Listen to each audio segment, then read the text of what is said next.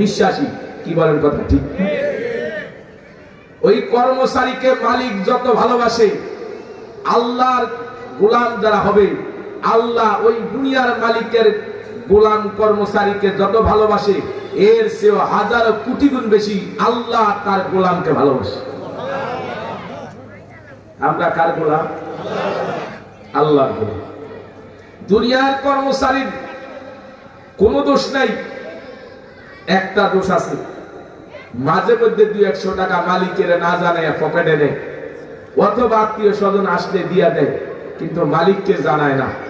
মালিক যদি জানতে পারে তার কর্মচারী মাঝে মধ্যে চুরি করে, এই কথা যদি রাখায়, তাহলে এই কর্মচারীর চাকরি থাকবে না। চাকরি তো যাবেই, সাথে সাথে তার উপরে চাপ হবে, তুই আমার লক্ষ লক্ষ টাকা চুরি করছ। সর্বসা করলে যদি সে 10,000 টাকাও চুরি হয়তো করে নাই, বা 2-1,000 টাকাও চুরি করে নাই, ধরা খাওয়ার কারণে মালিক বলতেছে না, আমার না জানে, যেহেতু চুরি করার অভ্যাস আছে, তাহলে সে লক্ষ লক্ষ টাকায় চুরি করছে। কি ভাই কথা ঠিক না? ঠিক। তখন তার উপরে চাপ দেয়, আমার এত টাকা তুই লস করছো, চুরি করছো, সেই টাকা দিয়ে দে। দুনিয়ার মালিক দুনিয়ার কর্মচারী অপরাধ ধরা পড়লে তার চাকরি যায়, তার বেতন যায়। ওই কর্মচারী অপদস্থ হয়, লাঞ্ছিত হয়, বেইজ্জতি হয়, এমনকি জেলে পর্যন্ত যেতে হয়। আমাদের মালিক আল্লাহ, জমিনের মালিক, আসমানের মালিক আল্লাহ, কুল কায়নাতের মালিক আল্লাহ। আল্লাহ পাকের জমিনে, আল্লাহর আসমানের নিচে বসবাস করি। আল্লাহর জমিনের খাদ্য খান আল্লাহ আমাদের খাওয়ায়, আল্লাহর জমিনে আল্লাহ আমাদের অক্সিজেন দিয়া বাঁচায়, আল্লাহ অসংখ্য নিয়ামত দিয়া পালার পরেও আল্লাহ রাব্বুল আলামিন জমিন থেকে আউট করে দেয় না, দুনিয়ার জেলখানায়ও ঢুকায় না।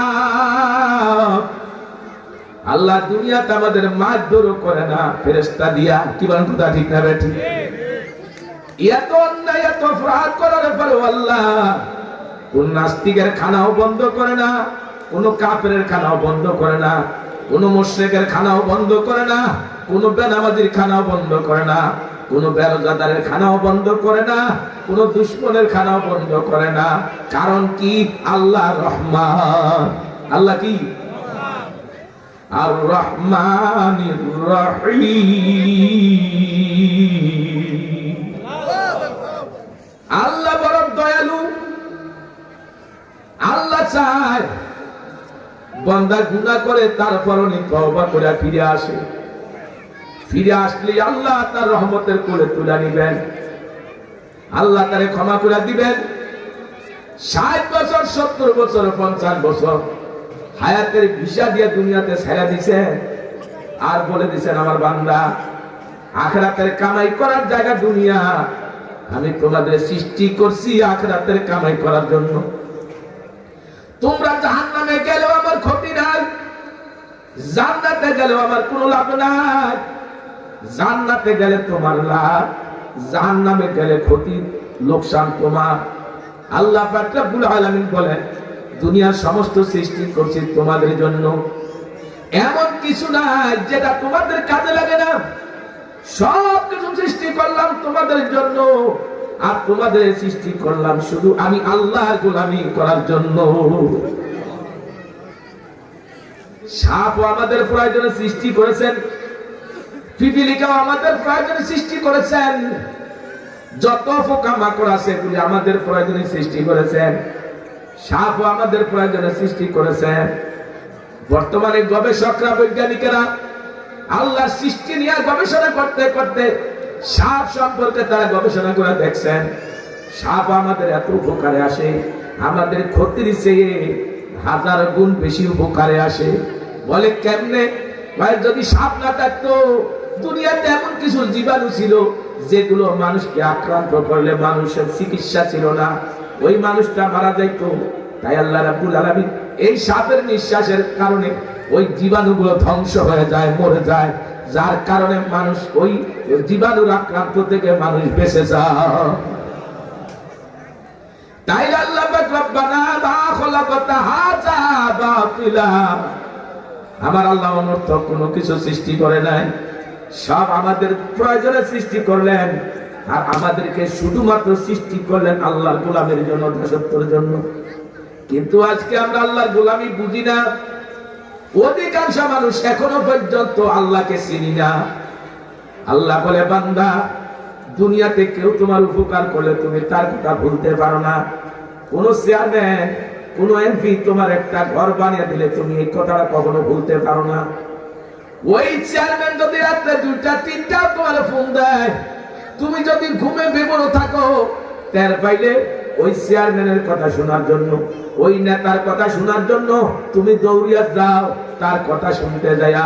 তার তুমি মোটেও দেরি করো না।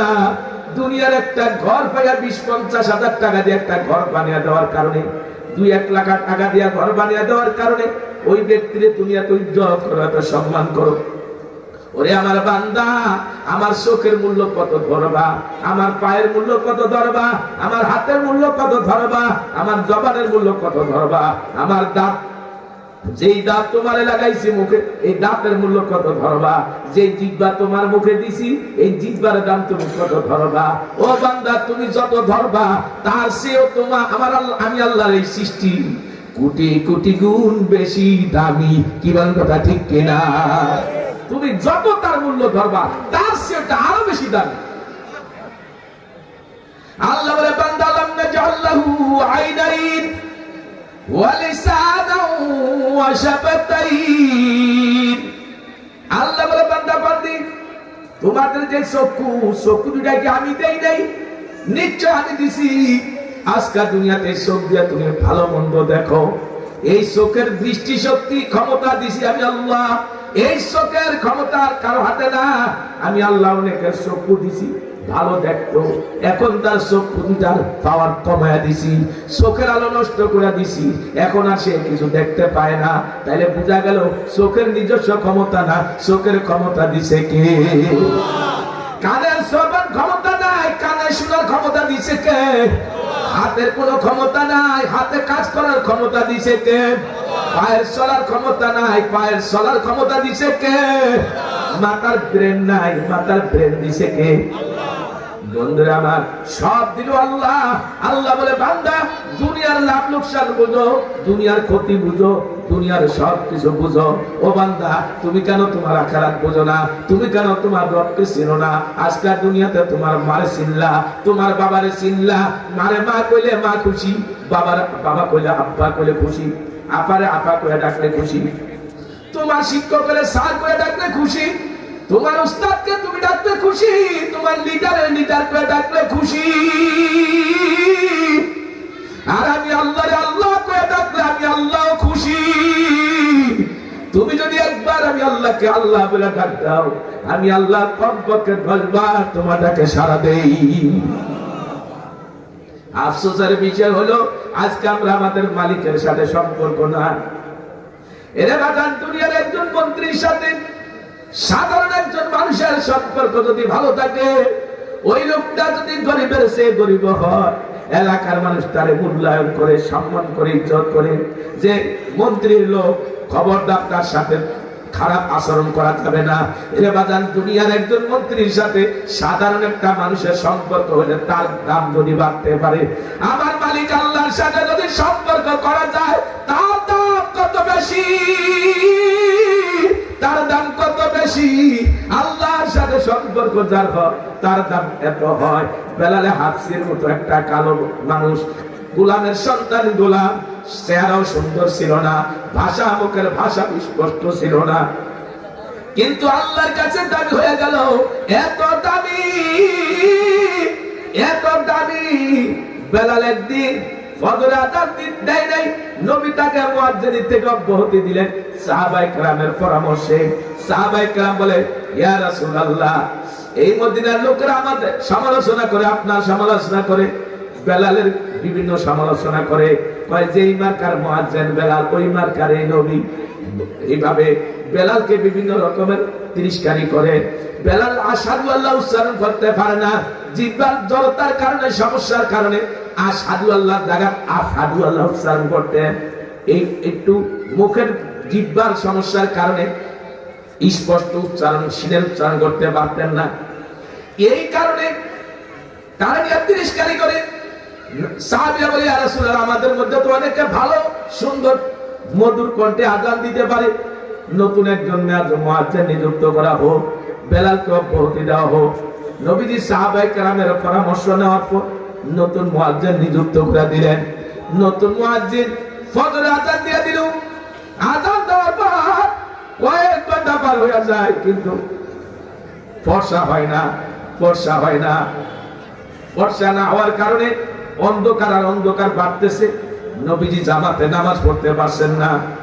জিবরাইল এসে কয়, ইয়া রাসূলুল্লাহ, মসজিদে আযান হইছে? কয়, হ্যাঁ হইছে তো।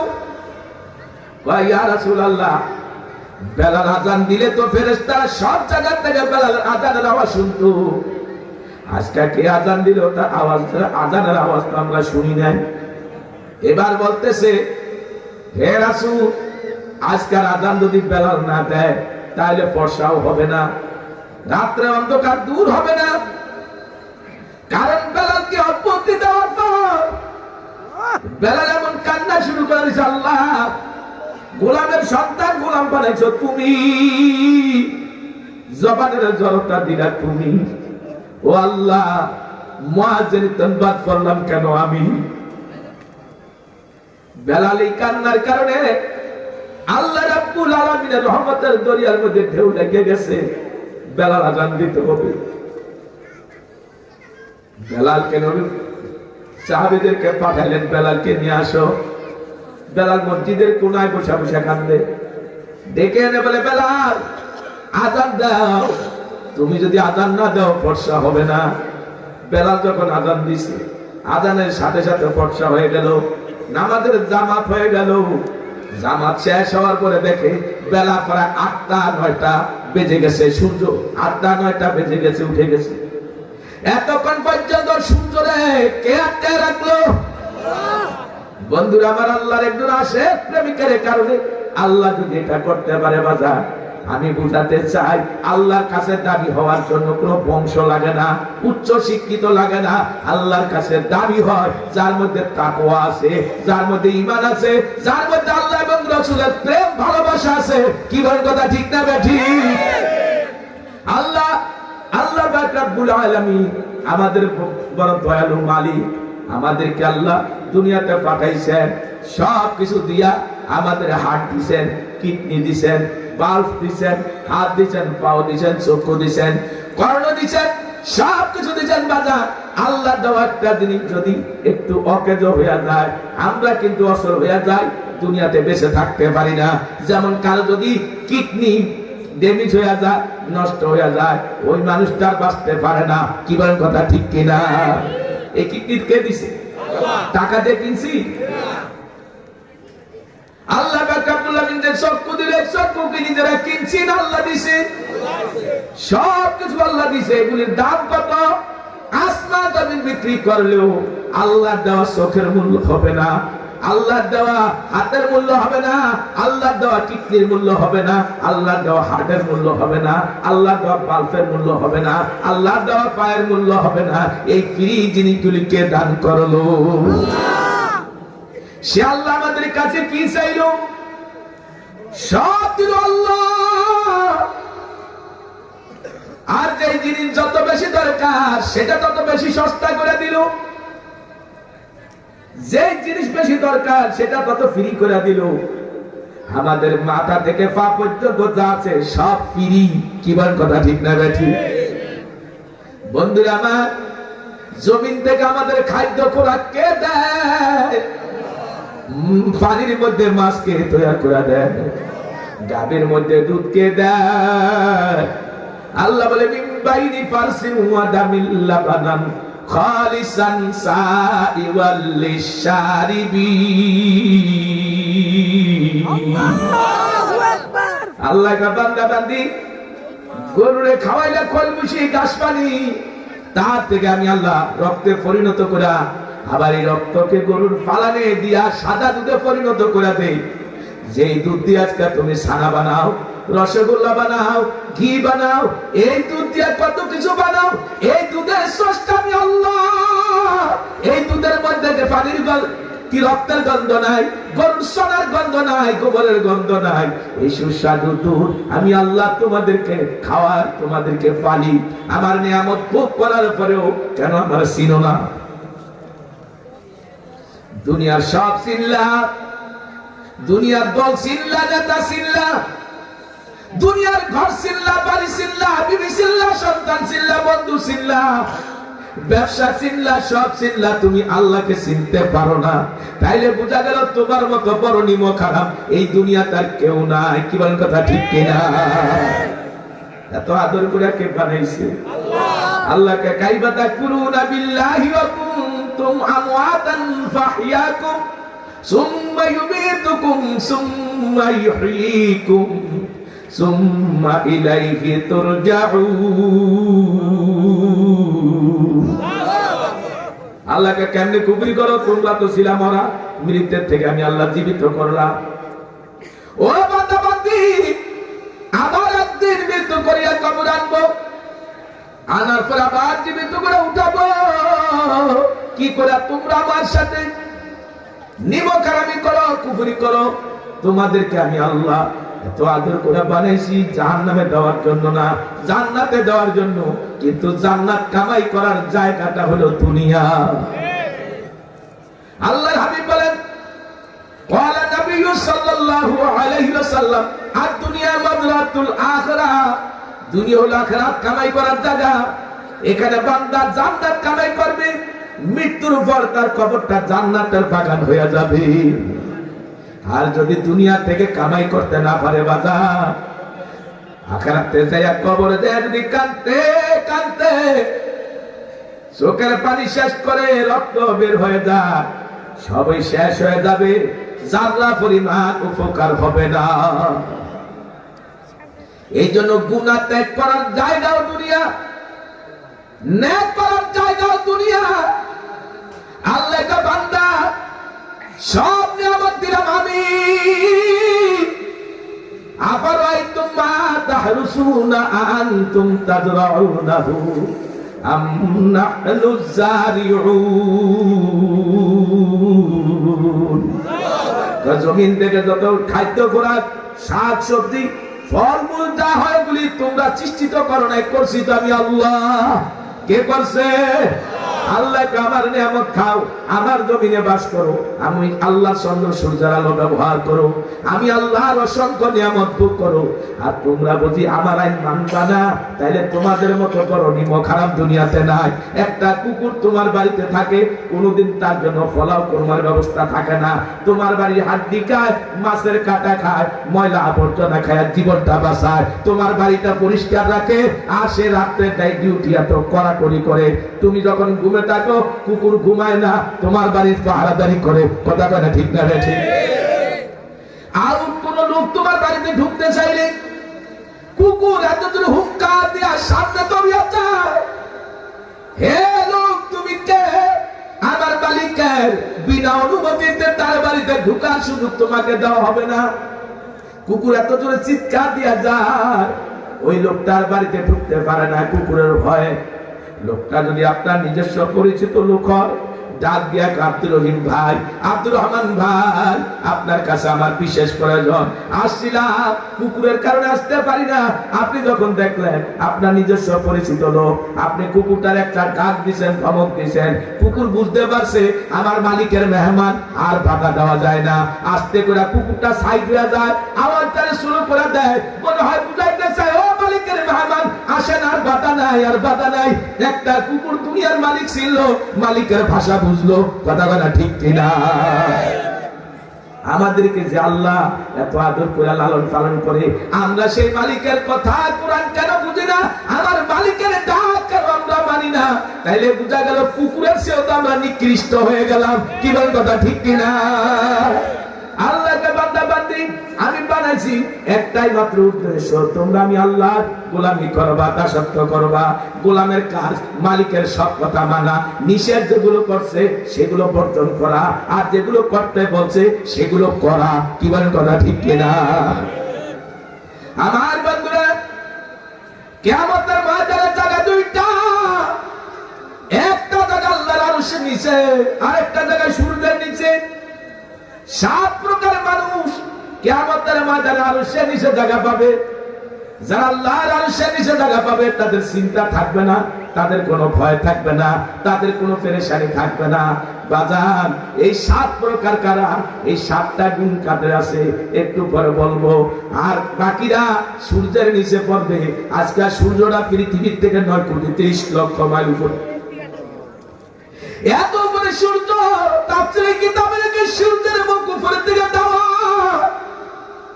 সূর্যের পিঠটা নিচের দিকে দেওয়া। 70,000 ফেরেশতা বরফ ছিটা ঠান্ডা রাখার জন্য। এত উপরে সূর্যের তাপ, 9,30,00,000 মাইল উপরে সূর্য। বৈজ্ঞানিকদের গবেষণা। ও বাবা, দুনিয়াতে পানি আছে, বাতাস আছে, গাছগাছালি আছে। সূর্যের তাপ এত দূর থেকে জমিনে লাগলে আমরা গরমের মৌসুমে সহ্য করতে পারি না। রাস্তার বালি কি বলে পিচ গুলি পর্যন্ত গলে যায়, এমনকি মরুভূমির বালিগুলি আগুনের মতো গরম হয়ে যায়, ফাঁকা ছাদগুলি গরম হয়ে যায়, টিনগুলো আগুনের মতো গরম হয়ে যায়। কি বলেন, কথা ঠিক না বেঠিক?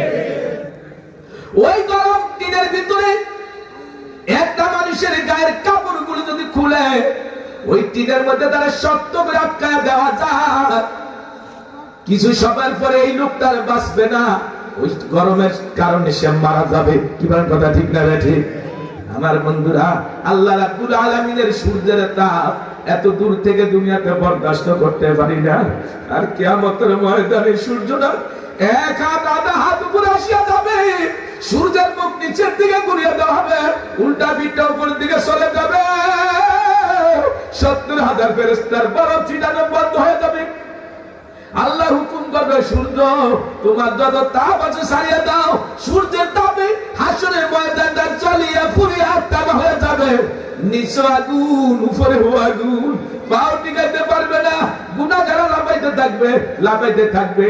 ঠান্ডা জায়গা নাই, কোনো গাছ কি বলে ছায়া নাই, কোনো কিছু নাই। আহারে, মাথার মধ্যগুলি ফেটে যাবে, শরীরে 360টা জোড়া ফেটে যাবে, মধ্যগুলি বাতের ফ্যানের মতো উঠলাবে। আর এই বান্দা বান্দি কাঁদতে থাকবো, মাবুদ গো আমাদেরকে এইভাবে কষ্ট না দিয়া মৃত্যু দিয়া দাও। আল্লাহ বলে, লা ইয়ামুতু ফিহা ওয়া লা ইয়াহইয়া, মরবেও না বাঁচবেও না, শুধু শাস্তি,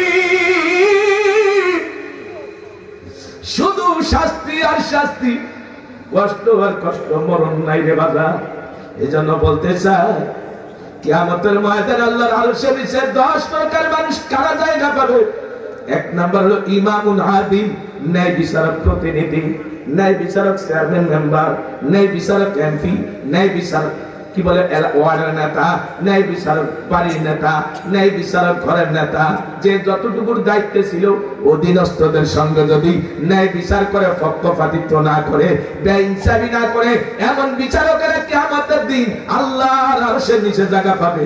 কিন্তু বাজার, যারা আজকে দুনিয়াতে পক্ষপাতিত্ব করে, জুলুম অত্যাচার করে, বাজার ন্যায় বিচারের পক্ষে যারা নাই, এদের হাসর হবে কিয়ামতের ময়দানে আবু জেহেলের সাথে। নবীর সঙ্গে হাসর যদি চাই, নবীর ইনসাফের সাথে আমার ইনসাফের মিল থাকতে হবে, নবীর আদর্শের সাথে আমার আদর্শের মিল থাকতে হবে।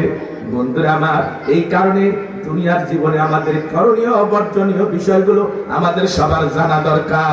ন্যায় বিচারক যারা হবে কিয়ামতের দিন আল্লাহর আরশের নিচে জায়গা পাবে।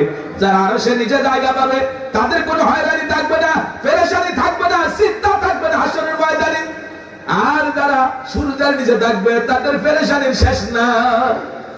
2 নাম্বার ওই মানুষগুলি কিয়ামতের ময়দানে আল্লাহর আরশের নিচে জায়গা পাবে যাদের হাসরের ময়দানের এই 50,000 বছর সময়টা আধা দিন